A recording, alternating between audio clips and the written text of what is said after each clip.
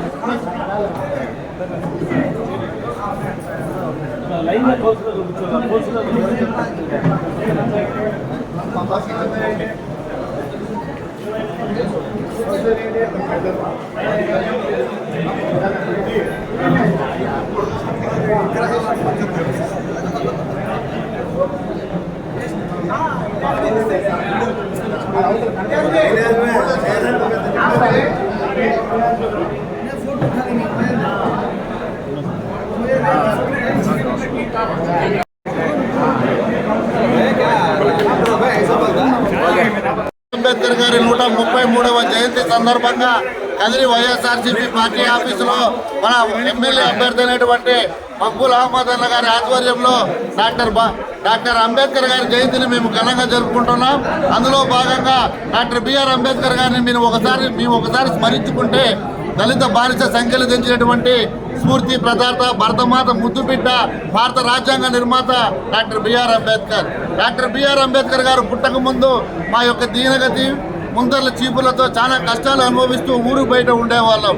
సంఘటన మేము బడికి పోతే తప్పు, గుడికి పోతే తప్పు, కనీసం ఇంట్లో గ్లాస్ నీళ్ళు వాటర్ తీసుకొని తాగడం కూడా తప్పుగా భావించి ఊరి చివర మమ్మల్ని పాకలేపించి చాలా ఇబ్బంది పెట్టినటువంటి మూర్ఖత్వపు అటరానితనం ఆ రోజుల్లో డాక్టర్ బిఆర్ అంబేద్కర్ గారు దేవుడి రూపంలో 1891 సంవత్సరం ఏప్రిల్ 14న ఆయన జన్మించడం జరిగింది.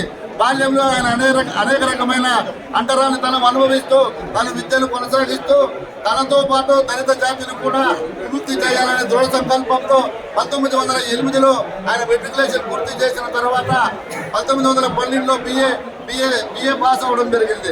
మరి 1913వ సంవత్సరంలో బరోడా రాజు ఆర్థిక మహారాజు సహాయంతో ఆయన కొలంబియాలోని అమెరికాకు వెళ్లి విశ్వవిద్యాలయంలో ఎంఏ చేయడం జరిగింది. మరి 1916లో ఆయన పిహెచ్డి పట్టా పుచ్చుకోవడం జరిగింది. 1917 సంవత్సరంలో ఆయన భారతదేశానికి తిరిగి వచ్చి అంటరానితనం మీద అనేకమైనటువంటి యుద్ధాలు చేశాడు. దళిత బానిస సంఖ్యలు పెంచడానికి ఆయన జీవిత కాలం పాటు ఆయన చాలా కష్టపడ్డాడని చెప్పొచ్చు. మరి 1927వ సంవత్సరంలో బహాద్ ఉద్యమం ద్వారా దళితులు చౌదార్ చెరువులో నీరు తాగవచ్చునని ప్రకటించినటువంటి వ్యక్తి డాక్టర్ బిఆర్ అంబేద్కర్. మరి మరో ఘటం 1930 సంవత్సరంలో ఆసిక్ ఉద్యమం ద్వారా దళితులు నీరు ఆలయ ప్రవేశం చేయవచ్చునని ప్రకటించినటువంటి వ్యక్తి డాక్టర్ బిఆర్ అంబేద్కర్. మరి స్టార్ కమిటీ సభ్యుడిగా ఉన్నప్పుడు ఎవరైతే ఉన్నత స్థాయిలో దళితులు చదువుతున్నారో వాళ్లకు ఉపకార వేతనం ఇవ్వాలని సిఫారసు చేశాడు. మరి అదే విధంగా ఇండియన్ లెజిస్లేటివ్ కమిటీ సభ్యుడిగా ఉన్నప్పుడు ఆయన దళితులు పోలీస్ శాఖల్లో మరియు సైనిక శాఖల్లో ఉండాలని అప్పటి గవర్నర్ వెలసిల్లి గారికి సూచించడం జరిగింది. మరి అదే విధంగా మన జగన్మోహన్ రెడ్డి గారు కూడా ఆయన బాటలోనే నడుస్తున్నాడు. ఎందుకంటే అంబేద్కర్ గారు షెడ్యూల్ క్యాస్ట్ ఫెడరేషన్ పార్టీ పెట్టినప్పుడు ఉచిత విద్య, వైద్యం, సామాజిక న్యాయం ఈ మూడు కూడా అన్ని పార్టీలు ఇవ్వవు. ఎందుకంటే ఆ పార్టీలు ఆ వ్యక్తి ప్రశ్నిస్తారన్న భయం ఆ పార్టీలకు ఉందని చెప్పాడు.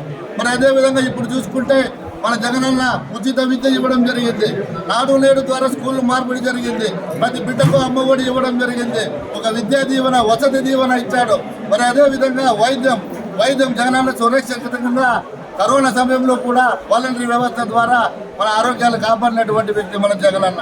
మరి అదేవిధంగా ఆరోగ్యశ్రీ పథకాన్ని ఆర్థికంగా బలంగా ఉన్న తెలంగాణలో 10 లక్షలు ఇస్తే వాళ్ళందరూ మాత్రం 25 లక్షలు ఇచ్చే ప్రతి ఒక్క వ్యక్తి కూడా ఆరోగ్యంగా ఉండాలని సూచించడం జరిగింది. మరి అటువంటి సామాజిక న్యాయం ఎస్సీ ఎస్టీ బీసీ మైనార్టీలందరికీ కూడా దాదాపుగా రాజ్యాంగంలో 50% ఉంటే దాన్ని కూడా ఆయన దానికి మించి 70% ఇచ్చినటువంటి వ్యక్తి మన జగన్మోహన్ రెడ్డి గారు. మరి అదే విధంగా ఆయన అడుగుజాడలో మనం పంచుకుంటూ మన గదిరి మోపులన్న బాచా గారిని కూడా అత్యధిక మెజార్టీతో గెలిపించుకొని మన జగనన్న కానుక ఇవ్వాలని, అలాగే మన బోయ శాంతమ్మక్కను కూడా గెలిపించుకొని కానుక ఇవ్వాలని కోరుకుంటున్నాం. జోహార్ అంబేద్కర్. అంబేద్కర్ జయంతిని వైఎస్ఆర్ పార్టీ కార్యాలయంలో మగ్గుల ఆధ్వర్యంలో ఘనంగా చేయడం జరుగుతుంది. అంబేద్కర్ గారు గతంలో కష్టాలు పడి ఈ కుల మతాలకు ఖచ్చితంగా అనేక బాధలు పడ్డారు.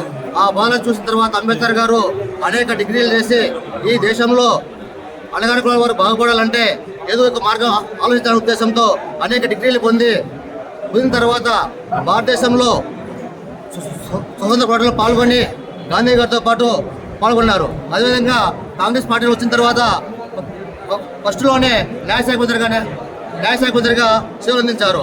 ఆ టైంలోనే భారతదేశంలో అణగారిన కులాల వారికి ఏ విధంగా న్యాయం చేయాలి అని దూరదృష్టి ఆలోచించి స్వాతంత్రం వచ్చిన తర్వాత భారత రాజ్యాంగ రూపశిల్పి అయినటువంటి ఆయన అణగారిన కులాల వారికి ఏవైతే బాగుండాలో అన్ని ఆలోచించిన తర్వాత రాజ్యాంగంలో రాజకీయం అయితేనేమి అభివృద్ధి అయితేనేమి అన్ని విధాల అణగారిన కులాల వారికి అభివృద్ధి చెందే విధంగా తోడ్పడారు. అదేవిధంగా మన జగన్మోహన్ రెడ్డి గారు కూడా ఆ రూపంలోనే మన రాష్ట్రానికి బడుగు వర్గాలకి అందరికీ కూడా సంక్షేమ పథకాలతో పాటు రాజకీయం కూడా అనేక అభివృద్ధి చేస్తున్నారు. కాబట్టి అంబేద్కర్ గారి ఆదర్శంగా అన్ని రాజకీయ పార్టీలు తీసుకోవాల్సిందిగా ఈ సందర్భంగా తెలియజేస్తున్నాను.